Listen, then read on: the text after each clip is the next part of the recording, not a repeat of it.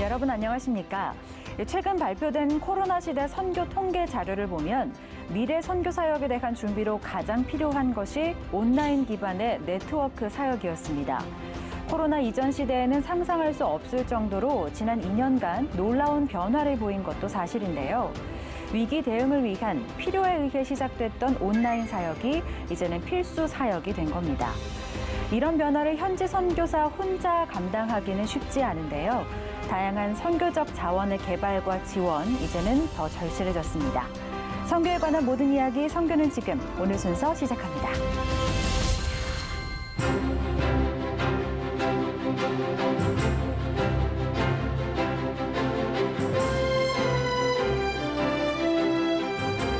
네, 먼저 이 시간 저와 함께하는 두 분입니다. 김혜영 커넥트의 김혜영 선교사님, 그리고 기독신문 노충원 편집국장님 나오셨습니다. 두 분 어서 오십시오. 안녕하세요. 안녕하세요. 네, 반갑습니다. 안녕하세요. 자, 앞서 말씀드린 것처럼 지난 2년간 교회 또 선교 사역이 진짜 많이 바뀐 것 같아요. 또 체감을 하실 것 같은데 어떠세요? 네. 지금 코로나 2년 동안에 부정적이고 힘든 것들이 많이 있었습니다. 네. 어두움이 많이 찾아왔고, 그래서 많은 분들이 이제 2년 동안 많이 들었던 기도 제목이 코로나19가 속히 물러가게 해달라는 기도 제목을 많이 들었습니다. 네. 일단 반면에 코로나19로 인해서 그동안 생각하지 못했던 것들이 네. 이제 많이 당겨졌거든요. 온라인으로 성경 공부를 한다든지 온라인으로 회의를 한다든지 기도한다는 것은 굉장히 거부감이 있었는데 그렇죠. 지금은 당연하게 생각을 했고 그로 인해서 진짜 바다 건너 대륙 반대쪽에 있는 분들하고도 실시간으로 만나서 네. 할 수 있고요.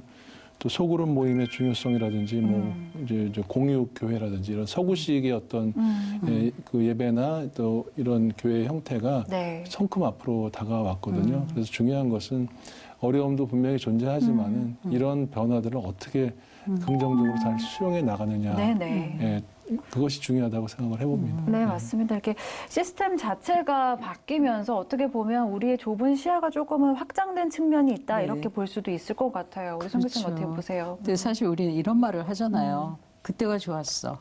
네. 옛날이 좋았어. 그죠. 네, 그런데 이제는 그 말을 하는 대신에 앞으로 무슨 일이 올까?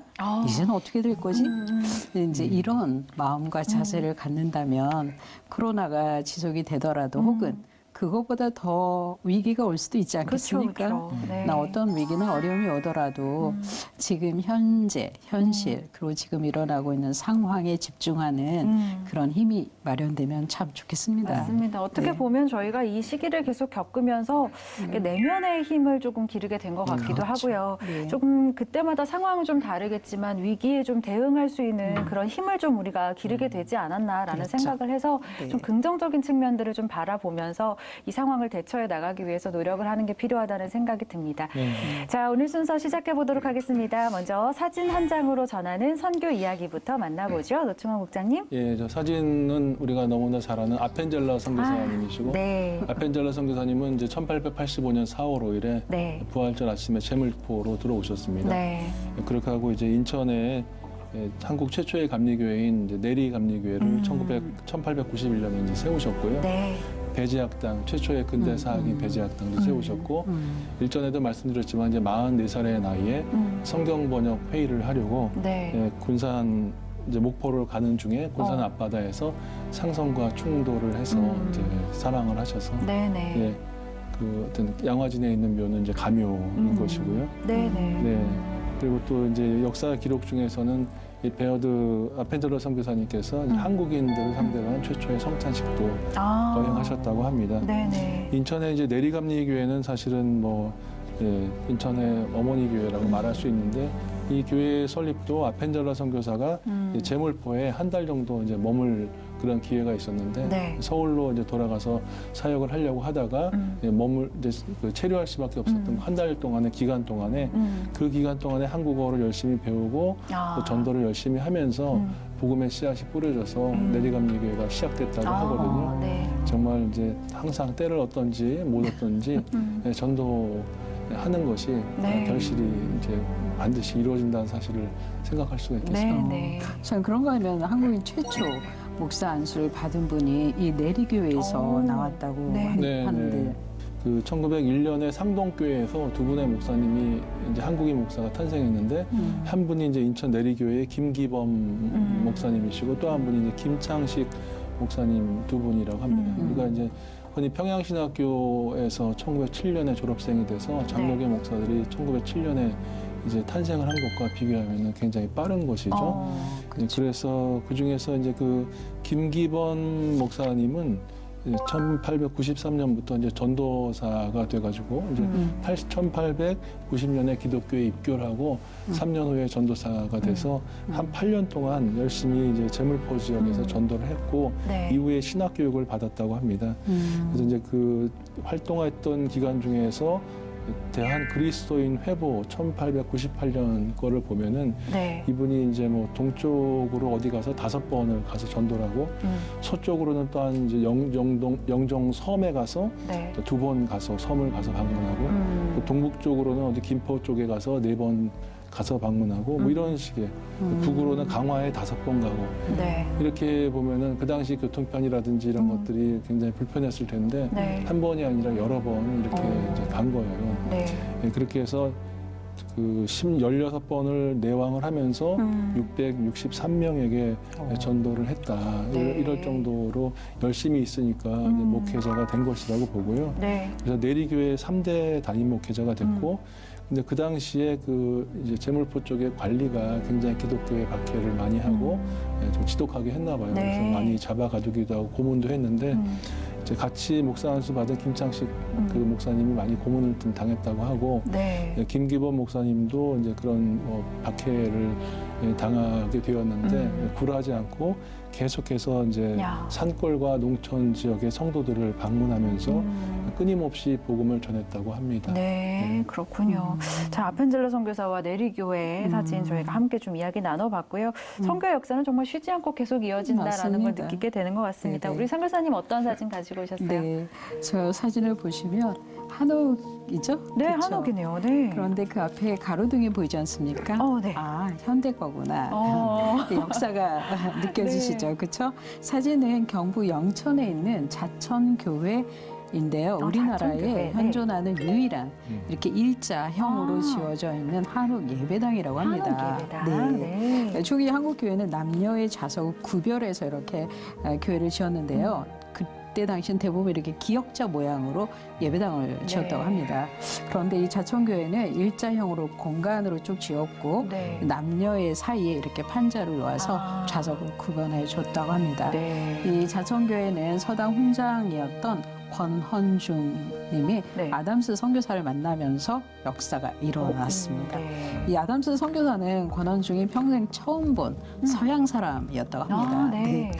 그래서 이제 권헌중에게 전한 복음으로 이 진리를 알아듣게 되고 그 삶이 그리스도 중심으로 완전히 바뀌게 되었습니다. 그래서 아담스 선교사도 권헌중에게 성경을 가르치기 위해서 먼 거리를 마다하지 않고 이렇게 다니면서 복음을 가르쳐줬고 그래서 이제 이 복음을 완전히 받아들인 이 권헌중은 이 자천리의 초가 한 채를 구입해서 낮에는 한문을 가르치고 저녁에는 이제 그때 당시에 노비하고 이제 머슴이라고 그러잖아요. 이제 그분들과 함께 성경 공부를 시작했습니다. 이게 이제 자천교의 시작이라고 합니다. 그렇군요.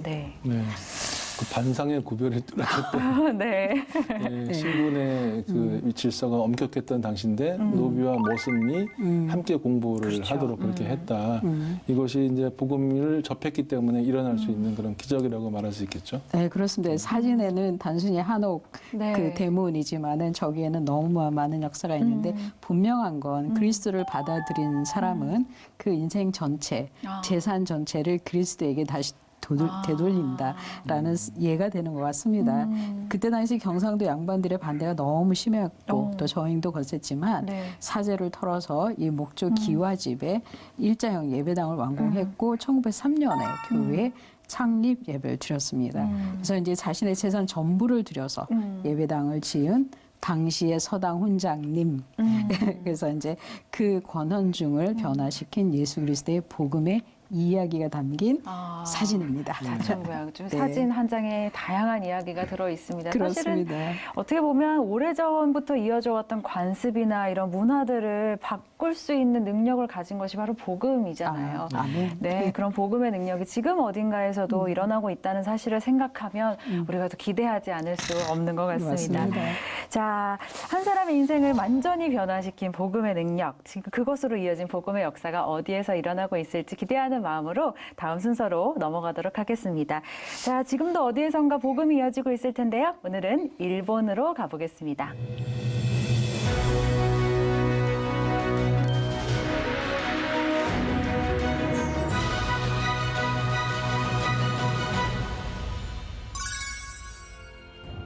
네, 여긴 후쿠오카시 도시 한가운데 위치한 레센공원이라는 곳입니다.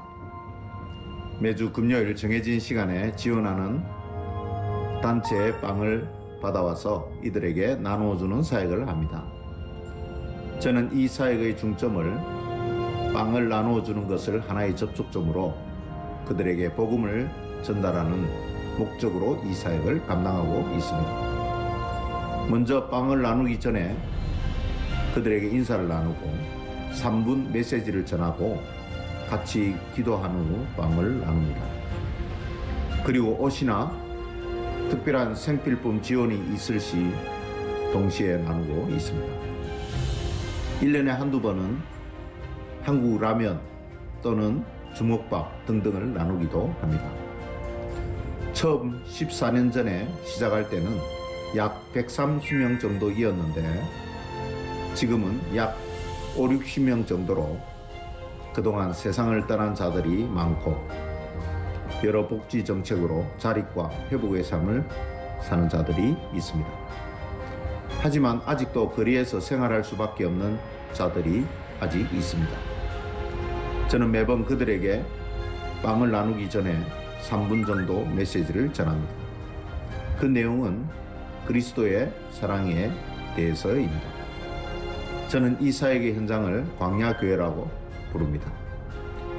만약 제 선교사에게 마지막 목표가 있다면 이들만을 위한 교회를 세우고 싶습니다. 멋지고 크지 않아도 조그만한 창고 같은 장소만 있어도 이들의 교회를 세울 수 있습니다. 왜 그들만을 위한 교회가 필요하냐? 이렇게 물으시면 이들이 저에게 이렇게 말했습니다. 목사님 교회 가고 싶지만 못 가는 것을 이해해 주세요. 그러기에 왜냐고 물으니까 우리가 목사님 교회 가면 다른 일본인들이 안 올 겁니다. 라는 말에 그렇구나. 일본인들의 철칙인 남에게 폐를 끼치면 안 된다는 생각을 하고 있는구나 라고 생각하고 그때부터 저는 이런 기도를 하기 시작했습니다. 그리고 또 한 가지 이유는 이들이 먹을 것이나 옷이나 이런 것은 조금씩이나마 어떻게든 해결을 하는 것 같으나 한 가지 해결을 못하는 것이 있는데 이들은 1년에 한 번도 샤워나 목욕을 할 수 없는 상황입니다. 그래서 몸에서 나는 악취가 굉장합니다. 이들을 위해 1년에 한 번만이라도 몸을 씻어주게 할 방법은 없을까 하고 기도하는 중에 주님이 저에게 주시는 마음이 몸도 씻어줘야 하고 그들의 영혼도 씻어야 하지 않겠니? 라는 마음을 주셔서 그렇구나. 그래서 그들을 위한 교회가 세워지면 그들도 편하게 들어올 수 있는 교회가 되고 세례도 베풀 수 있고 그들의 몸을 씻어주는 교회가 되기 위해서 계속 기도하고 있습니다. 한국교회 성도 여러분들, 일본의 영혼들을 위해 지속적으로 기도를 부탁드립니다.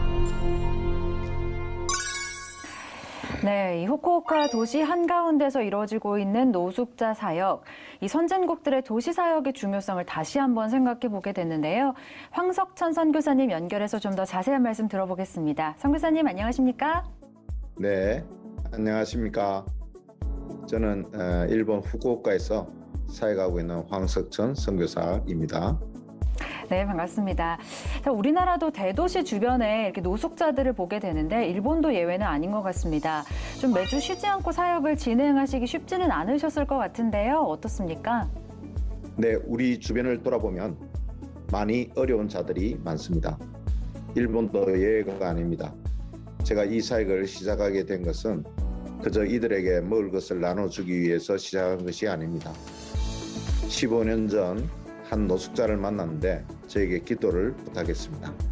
마음과 영혼이 너무 갈급한 상황이었습니다. 그에게 필요한 것이 사랑이고 또한 복음인 것을 알았습니다. 이 사역을 통해 형제들에게 빵도 드리고 옷도 나눠주고 라면도 끓여드리곤 하지만 그들에게 정말 나눠줘야 할 것은 사랑입니다. 형제들을 대보면 그 영혼들은 너무 순수하고 맑은 영혼들이 너무나 많습니다. 그들과 함께 지금까지 같이 나눌 수 있었던 것은 예수님의 가르침입니다. 내 이웃을 내 몸과 같이 사랑하라입니다. 그들을 사랑하기 때문에 해왔던 것 같습니다. 너무 귀한 영혼들입니다. 네, 14년이나 이제 노숙자 사역을 계속하셨다고 말씀하셔서 감동이 되는데요. 네, 그동안에 이제 달라진 점들도 좀 많이 있을 것 같습니다. 어떤 것들이 있을까요? 이들이 영혼이 바뀌고 있는 것을 많이 느낍니다. 한 번은 사역을 마쳤는데 한 형제가 가지 않고 저에게 다가와 목사님에게 드릴 것이 있다고 했습니다. 그래서 뭐냐고 할 때 저의 손을 꼭 잡고 악수를 하면서 뭔가를 주었습니다. 그것은 돈이었습니다. 일본 돈 5,000엔이었습니다. 아주 큰 돈이었습니다. 특히 노숙자인 그에게는 더 큰 돈이었을 겁니다. 저는 단번에 그것을 거부했습니다.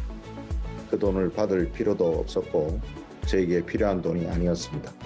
제가 받기를 거부하자 그 형제는 저를 바라보면서 목사님이 지금까지 우리에게 가르쳐 주신 말씀이 이거입니다. 마음을 받아주세요라고 했습니다. 그때 그렇구나. 이들이 빵만 받아간 것이 아니고 나의 마음과 예수 그리스도의 복음을 받아갔구나라고 생각하며 감격함을 느꼈습니다. 바뀌지 않은 것이 있다면 이들을 향한 우리들의 편견이 아닐까 생각합니다. 선교사님, 어디나 마찬가지지만 특히 노숙자 사역은 정말 많은 인내가 필요하다고들 얘기하시잖아요. 앞서 자립한 지체들도 있다고 하셨는데 갱생의 삶을 사는 게 쉽지 않죠? 네, 이들도 한때는 거리의 생활을 하지 않아도 되는 분들이셨는데 여차여차한 이유로 노숙의 삶을 살고 있습니다. 생활의 갱생보다 정신적 갱생이 먼저입니다. 우리가 이들에게 생활의 갱생을 먼저 기대하거나 하면 안 됩니다. 노숙의 삶을 1년, 2년 하면 몸 자체가 다 망가져 있습니다. 그와 동시에 마음과 영혼이 많이 무너져 있습니다. 이들이 생활의 회복을 기대하기 이전에 마음의 회복을 위해 섬겨야 합니다. 사실 저희 교회가 리모델링 공사를 하고 입당을 하려고 할 때 재정이 너무 많이 필요해서 많이 힘들어할 때 이들 가운데 회복이 된 형제들이 자발적으로 찾아와서 저를 도와준 적이 있었습니다. 너무나 감사했고 기적과 같았습니다. 사랑과 인내로 다가가면 역사가 일어납니다. 네, 그리고 아무래도 노숙자들과 좀 함께 예배 드리는 걸 꺼려하기 때문에 이들이 편한 마음으로 예배를 드릴 수 있는 교회가 세워지길 기도하고 계신다 이렇게 말씀을 하셨는데 이를 위해서 어떤 준비들을 좀 하고 계실까요? 네, 저는 이 사역의 현장을 광야교회라 부릅니다. 만약 제 선교사에게 마지막 목표가 있다면 이들만을 위한 교회를 세우고 싶습니다. 3년 전에 한국의 모 선교단체가 이들을 위한 교회 설립을 추진하다가 중단된 적이 있습니다. 한일 관계의 아픈 역사를 그리스도의 사랑으로 뛰어넘는 역사가 일어나기를 기도합니다. 언젠가 다시 주님이 원하실 때 이 일들을 진행하시고 허락하시리라 믿습니다. 이를 위해 동참하는 성도들과 교회들이 늘어나고 함께 기도할 수 있도록 한국교회 성도님들의 관심과 기도를 부탁드립니다. 네, 참 오랜 시간 노숙인들을 섬겨오신 선교사님 사역에 많은 분들이 또 함께 해주셨으면 좋겠고요. 준비 중이신 노숙인들을 위한 교회 건립이 꼭 이루어질 수 있길 저희도 함께 기도하겠습니다. 선교사님 오늘 말씀 감사합니다. 감사합니다. 네, 일본의 황석천 선교사와 이야기 나눴습니다.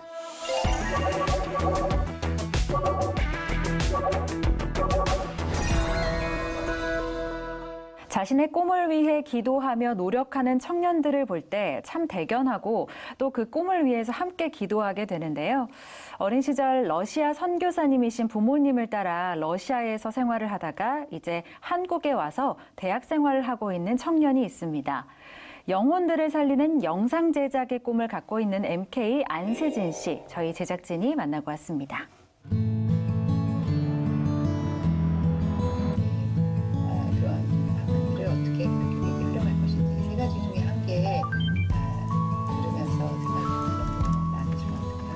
네, 안녕하세요. 저는 러시아에서 15년 살다 왔고, 그리고 현재 총신대학교 기독교 교육과에서 2학년 재학 중인 러시아 MK 안세진입니다.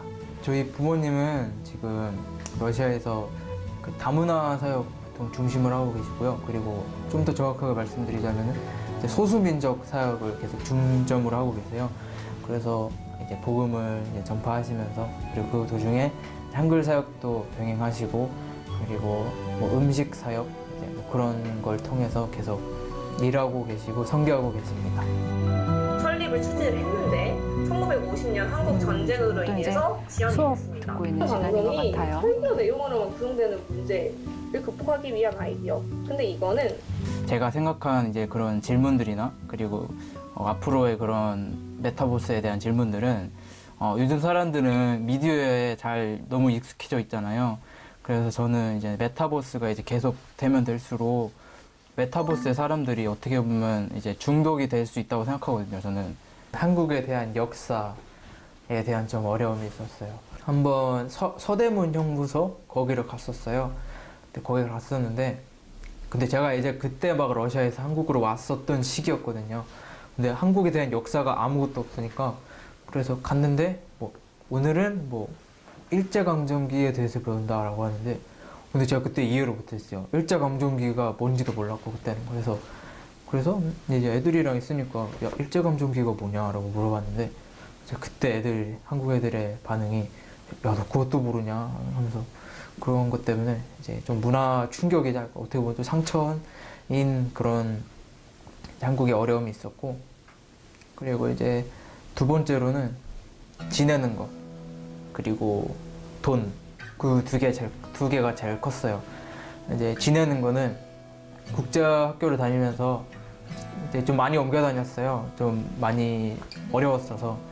그래서 옮겨 다니면서 뭐 그런 자체생활 속에서 일어날 수 있을 만한 뭐 그런 트러블이나 그런 거에 대한 좀 어려움이 있었고, 그리고 그 돈 관련된 거는 이제 어떻게 보면 자취를 하니까 또 사 먹을 때가 많잖아요. 그리고 이제 또 혼자 생활하고 생활비도 벌어야 되고, 그래서 그런 상황 속에 있는데, 이제 한국에 온 지 얼마 안 된 어떻게 보면 러시아 사람의 외국인이 이제 한국어도 잘 제대로 이제 그러니까 알아는 듣는데 제대로 이해 못하고 제대로 말도 못하는데 알바를 구할 수가 없잖아요. 어떻게 보면은 또 하다가 잘릴 수도 있고.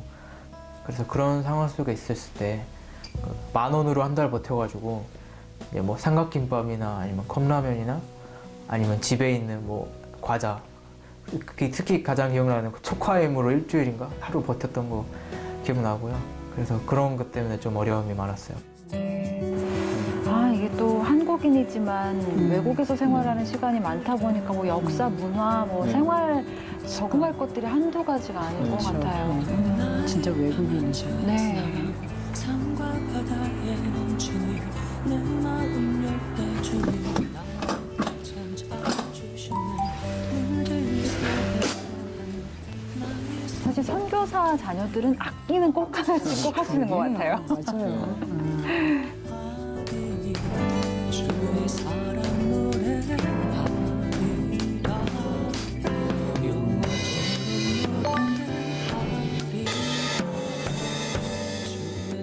러시아에서부터 느꼈던 약간 그런 어려움이나 힘듦 속 때문에 한국에 오면은 이제 그런 한국에서 일어날 법한 그런 차별이나 무시는 더 이상 없겠다.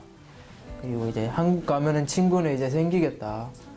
러시아에서보다 지냈던 것보다는 좀 더 나은 생활을 할 수 있겠다 했는데 그 정반대였던 거죠. 이제 약간 아니 날 여기로 보내셨으면 좀 알아서 하던가 해야지 약간 그런 상태였어요. 근데 마음 한편으로서는 좀 이제 그래도 하나님이 날 여기까지 인도하셨지 약간 그런 그 시소죠 어떻게 보면 그러니까 여기 갔다 그렇게 됐었는데 이제 딱 수련을 딱 가고 나서 좀 그때도 많은 변화가 있었죠. 하나님이 나를 향한 특별한 계획이 있다라는 걸 깨닫게 되고 그리고 내가 여태껏 이렇게 살아온 데는 뭐 이유가 있다 약간 말씀을 해주시고 저는 이유를 모르지만 하나님이 그렇게 약간 그런 말씀을 통해서 위로해 주심으로써 감사한 마음을 가지게 되고 그리고 날 끝까지 인도하신다는 것 때문에 그 감격으로 인해서 이제 계속 앞으로 나아갈 수 있게 되는 걸 경험하게 돼서 이제 그런 수련회를 통해서 회복이 됐었어요. 하나님이 결국에는 또 네. 만나주셨네요. 믿음의 뿌리가 깊은 것 같습니다. 네. 사진이 찍으러 나온 것 같아요. 재능이 많네요. 영상 제작을 꿈꾼다고 했으니까 아마 네. 비전 MK에서 이제 미디어 팀에서 이제 그런 뭐 편집이나 아니면 촬영이나 그런 걸 계속 하다 보니까 좀 관심이 많이 생긴 거죠. 사실 그 미디어 쪽이나 그런 거는 그 전에도 계속 했었는데 선교단체를 통해서 좀 많이 집중적으로 하고 이제 많이 성장할 수 있었던 거죠. 그래서 그쪽에 많이 관심이 많이 생겨서 그냥 약간 이쪽 길로 가면 어떨까라는 생각을 많이 해봤어요. 그래서 시대가 가면 갈수록 영상 쪽이 많이 발달이 될 텐데 그러면 내가 글로 가도 되지 않을까라는 생각 때문에 요즘에 그 진로 고민을 그쪽으로 많이 생각하고 있습니다.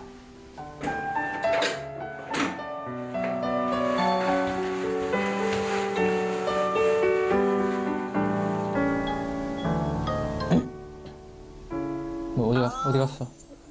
헬로? 대진아 안녕. 어제 몇 시에 끝났는데 사역? 어제 9시 넘어서 왔어 집에. 어제 무슨 날 아니었잖아. 아니 예배 다 끝나고 또 이렇게 좀 얘기 좀 하느라고.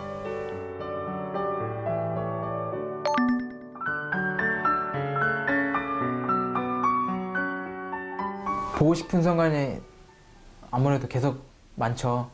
이제 밥 같은 거 할 때는 엄마가 보고 싶고 뭐 일 처리 내가 못할 것 같은 것들은 아빠가 보고 싶고 약간 그런 것 같아요. 이제 MK로 살아가는 거에 대한 저는 사실 저는 부끄러움이 별로 없었어요.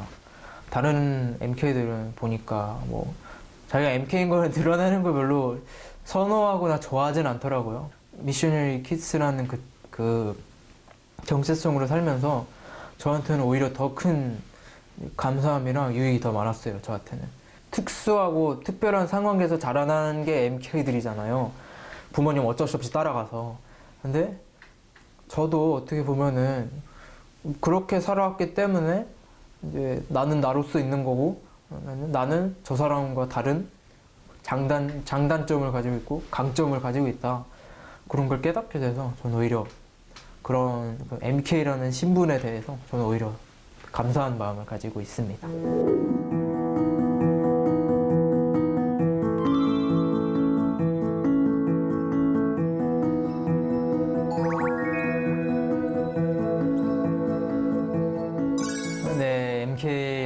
정말 성경에 보면은 이런 말씀이 있습니다. 환난은 인내를, 인내는 연단을, 연단은 소망을 이라는 말씀이 있는데 특히 MK로서는 그런 환난, 고난 그런 게 많을 거고요. 근데 그런 상황 속에 있을 때 항상 인내하면서 그리고 끈기 있게 그리고 하나님의 그 선물이나 그런 것들을 이제 기대하시면서 살아가다 보시면은 언젠가는 소망을 품고 이제 하나님이 이제 여러분한테 주시는 그런 선물이 저는 꼭 있을 거라고 믿어요. 왜냐면 저도 그렇기 때문에 환난은 소망을 난다는 그 말씀을 통해서 항상 소망 그리고 감사, 특히 감사한 마음을 가지고 살아갔으면 좋겠습니다. 잘 버텨낼 수 있을 거라고 믿습니다. 항상 소망 가운데 살아갈 수 있기를 빌고요. 사랑하고 축복합니다. 사랑하고 축복합니다라고 또 이야기를 마지막 인사를 전해주셨습니다. 자, 오랜만에 또 MK 영상을 함께 좀 봤는데 저희는 MK들을 만날 때마다 저는 이런 생각이 드는 것 같아요. 좀 아직 20대고 좀 표현이 서툴 수는 있어도 정말 이 마음이 굉장히 깊고 성숙한 네. 친구들이 정말 많다라는 생각들을 하게 되거든요. 특히나 이제 러시아에서 오랫동안 생활하면서 러시아에서도 이방인이었지만 어떻게 네. 보면 한국에 와서도 또 다른 의미의 이방인으로서의 살아가는 그런 어려움을 겪고 있는 것 네. 같아서 마음이 아픈 부분도 있었고요. 좀 어떻게 보셨어요? 예, 일단 러시아에서도 역시 지금 말씀하신 것처럼 이방인처럼 제3의 어떤 나라 사람처럼 살고 네. 다시 또 한국에 와서 또 이제 문화 적응을 하기 위해서 이렇게 살아가는 그런 모습들이 참 숙명이죠. 네. 예, 그렇지만은 단단하게 다진 땅에 물이 고이는 것처럼 네네. 그렇기 때문에 MK들이 되게 보면 성숙한 것 같습니다. 네, 좋습니다. 우리 선교사님은 또 어떻게 보셨을까요? 저는 이 MK들을 갖다가 제3지대에 있는 하나님 나라의 완전한 시민이 아닌가. 이게 이제 출생 국가와 소속 국가가 아닌 네. 그래서 이제 철이 들 때쯤에는 나는 어디에 속해 있지? 하늘나라야. 내가 속한 곳은 하늘나라야. 그렇죠. 네. 그래서 MK도 그런 마음들을 또 가지고 있는 환경에서 하나씩 극복하면서 네. 하나님의 사랑으로 또 성장해 가고 있는 것 같습니다. 네, 맞습니다. 네.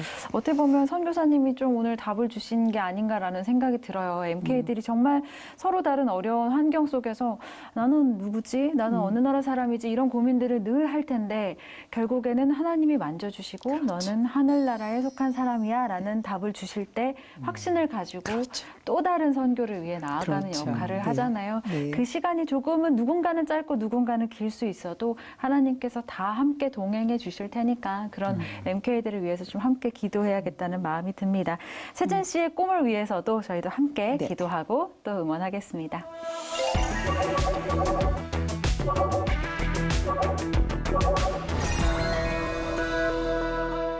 모든 민족에게 복음을, 모든 종족에게 교회를 매주 이 시간 하나님 나라 확장을 위해 다양한 모양으로 선교에 헌신하고 있는 분들을 만나고 있는데요. 오늘은 팀 선교회 한충희 본부장님 스튜디오에 모셨습니다. 본부장님 어서 오십시오. 네, 안녕하십니까. 네, 안녕하세요. 반갑습니다. 저는 처음에 팀 선교회라고 해서 사람 이름인가? 아니면 같은 팀, 다른 팀 할 때 그런 팀인가라는 생각을 했는데 어떤 단체인지 직접 좀 소개를 해주시면 감사하겠습니다. 네. 팀은 이제 TIM 이렇게 표현하기도 하는데 네. 타이러너스 인터내셔널 미션 이제 한국말로는 두란노회 선교회라고 하죠. 네. 이 두란노회 선교회는 온누리 교회가 1992년에 직접 해외 선교를 위해서 네. 설립한 기관 또는 단체라고 말씀드릴 수가 있겠습니다. 그렇군요. 네. 네. 1985년도에 이제 온누리 교회가 개척이 됐는데 네. 그 뒤에 하영조 목사님이 이제 선교에 목숨을 걸었다고 할 정도로 하면서 1987년에 권사님 중에 한 분이 그 한남동에 있는 자택을 네. 오픈을 해서 오. 저녁에 선교 중보 기도를 시작을 하게 된 게 네. 온누리 선교가 이제 시작된 역사라고 봅니다. 그래서 지금 매월 셋째 월요일 저녁에 한남동 기도회라는 이름으로 지금 30여 년간 계속되고 있는데요. 지금까지. 그렇군요. 팀 선교회 어떻게 보면은 한 권사님의 집에서 시작된 중보 기도 모임이 지금까지 이렇게 역사를 이어오고 있는 건데 어떻게 보면은 많은 나라에 이제 선교사를 파송하는 그런 지상 명령의 과제를 수행하고 계신 곳인 것 같습니다. 현재 좀 어떤 나라에 얼마나 많은 선교사님들을 파송하고 계신지도 좀 소개해 주실 수 있을까요? 네. 저희가 현재 51개국에 네. 전체 선교사가 435명입니다. 네. 거의 전 세계를 다 커버하고 있습니다. 51개국이기 때문에 땅끝까지 복음을 전하기 위해서 지금 현재 그렇게 각지에서 특히 어려운 곳에서 많이 사역을 하고 있습니다. 네. 어려운 곳에서 특히나 많이 사역을 하고 계시다고. 네. 사실 오늘의 교회 해외 선교는 정말 그 뜨거운 열정이 우리 한국 교회에 큰 영향을 주고 네, 있습니다. 맞습니다. 네, 이렇게 선교의 마음을 모을 수 있는 가장 큰 동력이라고 하면 어떤 걸 꼽을 수 있을까요? 네. 무엇보다도 저는 그 처음 온누리 교회를 개척했던 하영조 목사님 네. 그리고 지금 그 뒤를 이은 이제 이재원 담임 목사님의 그 리더십의 선교에 대한 열정, 그게 가장 크다고 생각은 합니다. 그래서 이제 나는 선교에 목숨을 걸었다 이렇게 얘기하고 그다음에 예배 공동체, 성령 공동체로 이어지는 선교 공동체 이것이 이제 온누리 교회 정체성인데 네. 그래서 저희가 이제 여름 해외 단기 선교를 이제 아울리치를 간다고 하는데 국내 9개 하잖아요. 네. 거의 전 성도가 다 가는 것 같아요, 느낌으로는. 네. 그래서 저희 온누리 교회를 뭐 온랄리 교회라고 표현하기도 하는데 네. 교회. 예. 이게 이제 당연히 다 가니까 안 가면은 네. 이게 뭐 얘기가 안 되는 거죠. 예. 또 한 가지 저는 중요한 게 아까 이제 초기에 두란노 회성교회를 설립을 했다 그랬는데 이게 우리가 잘 얘기하는 교회가 모달리티고 선교기관이 소달리티라고 하는 이 관계가 굉장히 중요하거든요. 네. 그러니까 교회가 아무리 비전과 재원이 있더라도 현장에서 누가 이거를 선교 사역을 해줘야지 되니까 그렇죠. 실행을 이행을 해야 되는 거고 네. 정책이 제대로 돌아가는지 그다음에 선교기관은 이쪽에 교회의 기도, 그다음에 여러 가지 재정적인 지원, 네. 프로그램, 컨텐츠들이 서로 연결이 안 되면 또 한계가 있는 것이지. 그래서 이것들이 하나의 동전의 양면처럼 된 것이 온누리 교회가 지금 선교가 부흥하게 네. 된 결정적인 것이 아닌가 그렇게 평가를 하고 있습니다. 이게 랄프 윈터 우리 유명한 선교학자가 모달리티, 소달리티를 이제 제시를 했는데 네. 사실은 뭐 저희 온누리 교회는 그 이론이 나오기 전부터 하고 있었어요. 사실상 이거를 하고 있었다고 네. 볼 수 있고요. 큰 정책 결정하는 것을 현장에서 이행을 하고 피드백을 주면서 서로 전략과 실행들이 교감이 될 수 있는 것이 굉장히 저는 중요하다고 생각하고 마지막으로 가장 중요한 것은 뭐 이런 프로그램이나 이런 분위기보다는 저는 많은 성도들이 주님을 정말 인격적으로 만나고 예배해서 예수 그리스도 외에는 우리가 구원을 얻을 수 없다라는 그런 감격이 있을 때 결국은 선교 현장으로 뛰어나가는 것 같아요. 그것이 뭐 선교사로 보내든 단기 네. 선교를 하든 그게 아마 가장 중요한 요인이 아닌가 싶습니다. 네, 좋습니다. 어떻게 보면은 오늘의 교회 이제 선교적 교회의 어떤 중요성에 대한 이야기를 또 해주신 것 같은데 그렇다면 이 다양한 선교 단체들이 있는데 팀 선교회만의 핵심 가치라고 할까요? 사역을 하시는데 가장 좀 중요하게 여기시는 부분이 있다면 어떤 게 있을까요? 복음을 전하고 제자 양육을 하고 그리고 교회를 개척하고 네. 그래서 영혼을 구원한다고 하는 이 핵심적인 부분이 저희 TIM의 정체성이자 DNA이거든요. 네. 그래서 이제 시작은 뭐 학교 선교, 그다음에 긴급 구호, NGO 개발 다양한 방식으로 할 수 있지만 늘 선교사님들의 마인드 안에는 저희가 그걸 계속 독려를 하는데 영혼 구원이다. 영혼 구원이다. 그래서 그것을 하나의 시작은 다양하게 할 수 있지만 계속 기도하면서 때를 기다리면서 복음을 전하고 이분들이 예수님의 제자가 되고 예배자로 설 수 있도록 하는 것이 가장 중요하다고 늘 얘기를 하죠. 51개국에 약간 435명의 선교사 많이 파송하셨고 지금 보니까 교회적으로도 많은 사역에 동원하시고 열심을 내시는 것 같습니다. 예, 그동안에 혹시 이런 사역들 하시면서 좀 뭐 감사했거나 또 기억나는 일이 있으시면 좀 나눠주십시오. 네, 제가 이제 일을 맡은 지 한 2년 됐는데요. 네. 저는 그 전에 이제 외교관으로 있다가 이제 이쪽 선교로 왔는데 외교에서 선교 또 나라의 대사에서 하나님의 나라의 대사로 왔는데 이 지난 2년간 제가 사역을 뭐 열심히 하려고 딱 하는데 코로나가 이제 터졌잖아요. 근데 그럼에도 불구하고 2년 동안 선교사로 헌신하겠다고 지원하는 그 분들이 줄지가 않더라고요, 생각보다. 한 20, 30명 매년 이렇게 지원을 해서 너무 감사하고, 특별히 이제 다음 세대, 아까 뭐 우리 MK도 있지만, 우리 청년들이 한 4, 5개월 이렇게 단기 선교 가는 것들도 있어요. 그걸 통해서 선교사로 헌신하는 사람들도 많이 나오고 있고요. 그리고 팀 사역을 사실은 합니다.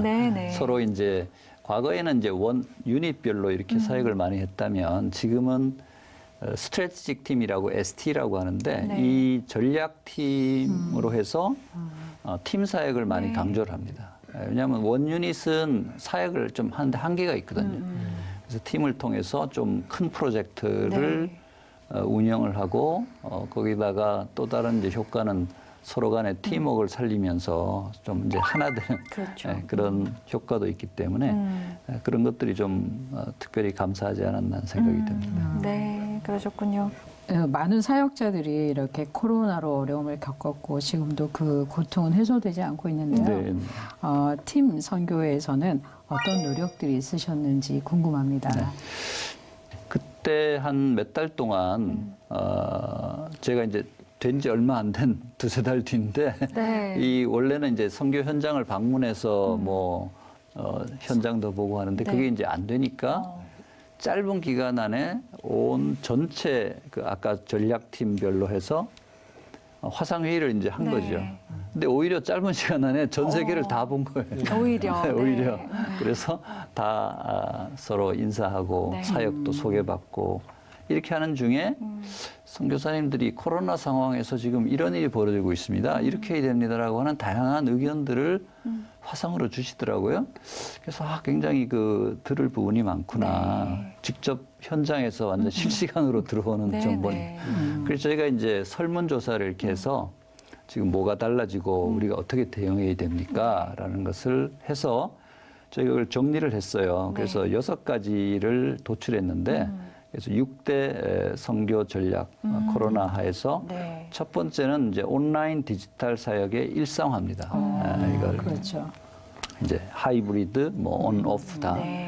두 번째는 이게 코로나 상황이 되니까 많이 모일 수가 없잖아요. 그러니까 소그룹 제자 훈련, 소그룹 중심의 제자 훈련, 그리고 주로 이제 가족이 가정에서 계속 있기 때문에 가정 중심의 사역, 가정별로 전도하고 양육하고 예배를 만드는 그게 이제 하고요. 세 번째는 이제는 이제 한국인 선교사가 이 비자 문제도 있고 쉽게 현장에 못 갈 수도 있기 때문에 현지 사역자 주도로 전환한다.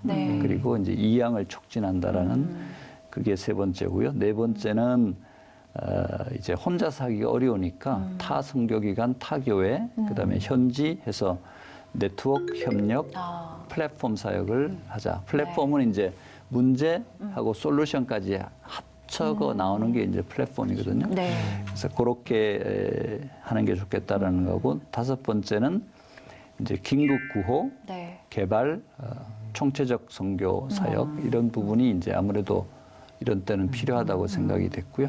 마지막으로는 이제 난민 이주민의 선교의 새로운 전략을 만들어내자, 구상을 하자라는 것인데요.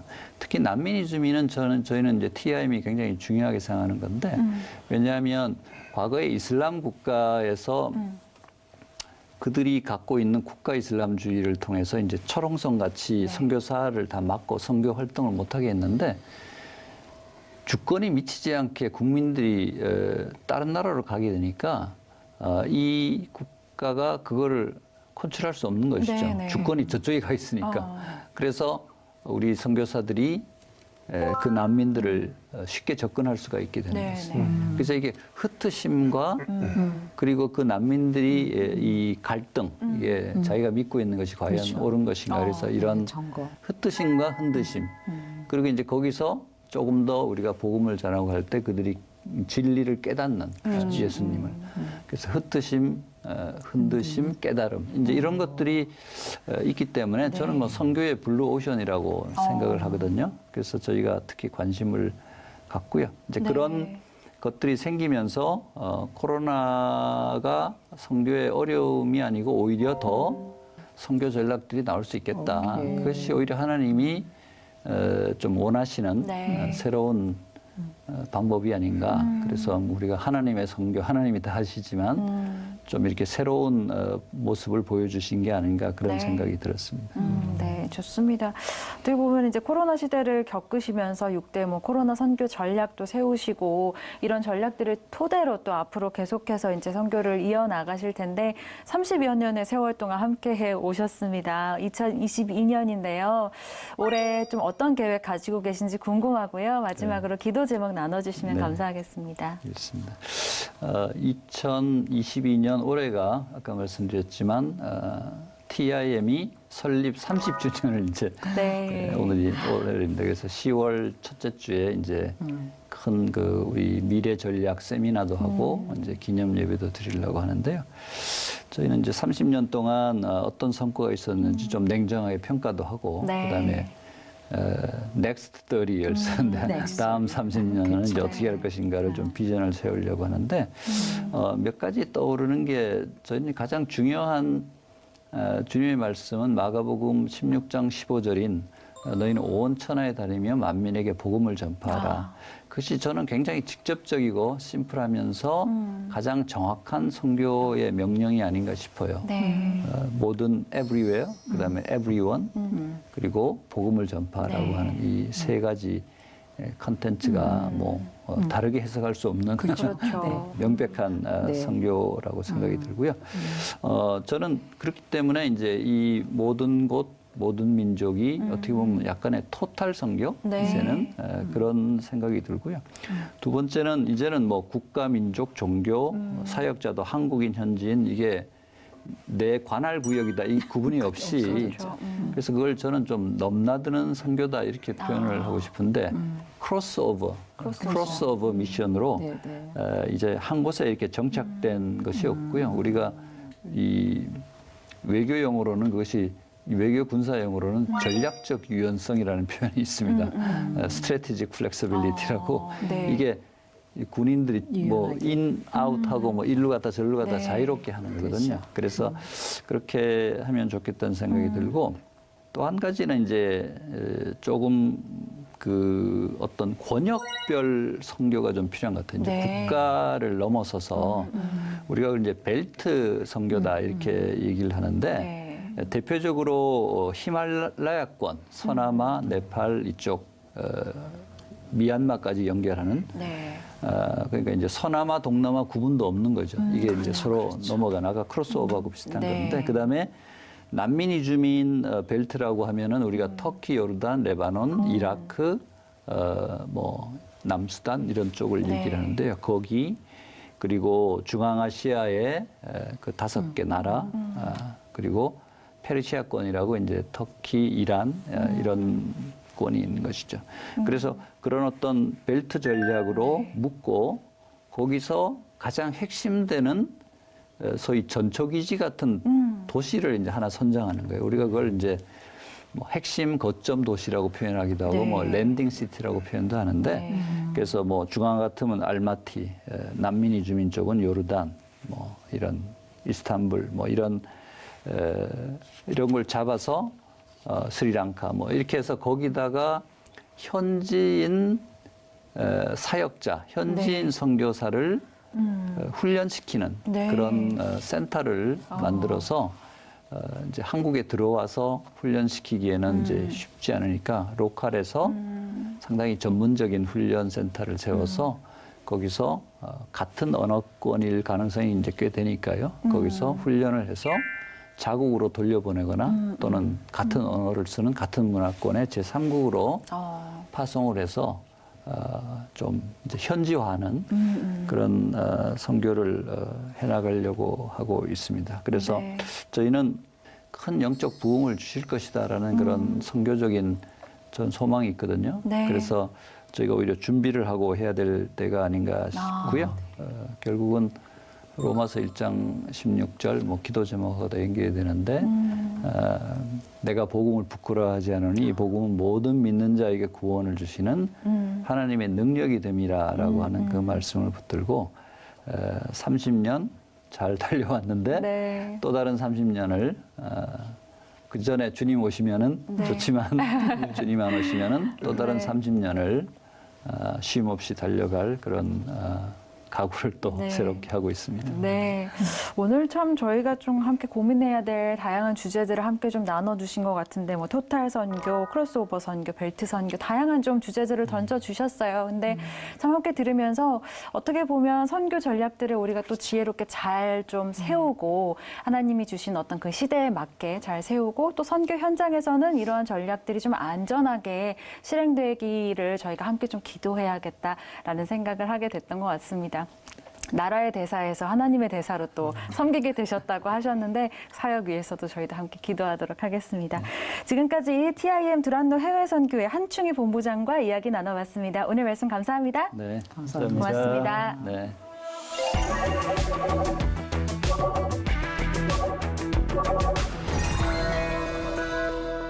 네, 오늘도 다양한 이야기를 나눴지만 늘 우리에게 남는 건 은혜이고 또 감사인 것 같습니다. 두 분 어떠셨는지 궁금한데요. 네, 저는 오늘 특별히 숫자가 마음에 들어왔습니다. 숫자요? 네. 이 노숙자가 목사님에게 헌금했던 5,000엔. 아, 5,000엔. 네, 우리 또 MK가 한국에 와서 한 달 동안 10,000원으로 살았어. 그 단어들이 우리들에게 이제 주는 의미가 있잖아요. 네, 그렇죠. 그래서 이러한 각 개인이 겪는 그런 경제적, 환경적 여건들을 하나님은 갚을 수 없는 은혜로 우리에게 되돌려 주신다라는 그런 은혜가 있는 시간이었습니다. 네, 좋습니다. 오늘 또 숫자에 또 주목해서 그 안에 담긴 의미를 또 나눠주셨습니다. 우리 국장님은 어떠셨어요? 네, 오늘 그 아까 일본 황석천 선교사님 얘기 중에서 네. 사랑과 인내로 다가가면 역사가 일어납니다. 아, 예, 저는 노숙자 사역도 그렇고 지금 두란노 해외 선교회도 그렇고 사역을 시작하는 것은 그것도 쉽지 않지만은 그렇게 네. 30년 또는 14년 이렇게 계속해서 한다는 것 자체가 맞습니다. 굉장히 위대한 일이거든요. 그래서 그런 꾸준한 실천이 좀 필요하다 생각하고 네. 제가 최근에 이제 좀 읽은 책 중에서 어떤 분은 하루 매일 아침 4시 반에 일어난다. 네. 네, 그런 책이 있어가지고 야 그것 좀 힘들겠다 생각했는데 네. 그래서 좀 다른 책들을 뒤졌더니 네. 일본에 계신 어떤 저자가 쓴 자기계발서에 네. 자기 2가지를 어머니한테 물려받아서 계속 한대요. 네, 어떤 그게 걸까요? 뭐냐면 신발 정리하기랑 인사하기. 네. 어머니가 그 2개는 꼭 하라고 그랬다고 하더라고요. 그래서 그건 나도 좀 할 수 있겠다 생각을 좀 했습니다. 네. 어쨌든 올 한 해 선교를 위한 우리가 꾸준하게 실천할 수 있는 네. 작은 그런 원칙이랄까요? 그런 것들 한번 생각해 보면 좋겠습니다. 네, 좋습니다.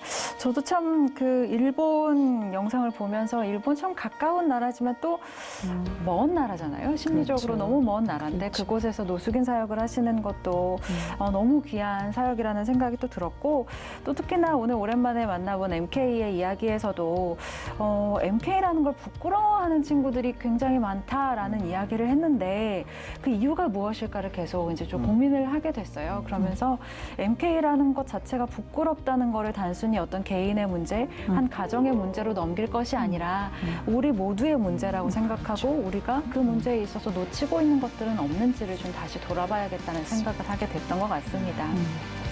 네, 자 이제 마무리할 시간인데요. 오늘도 지구촌 곳곳에서 선교 사역은 멈추지 않습니다. 계속되는 선교 사역을 위해서 함께하는 마음 잊지 않아야겠고요. 저희는 다음 주에 선교 현장 이야기로 다시 찾아오겠습니다. 시청해주신 여러분 고맙습니다.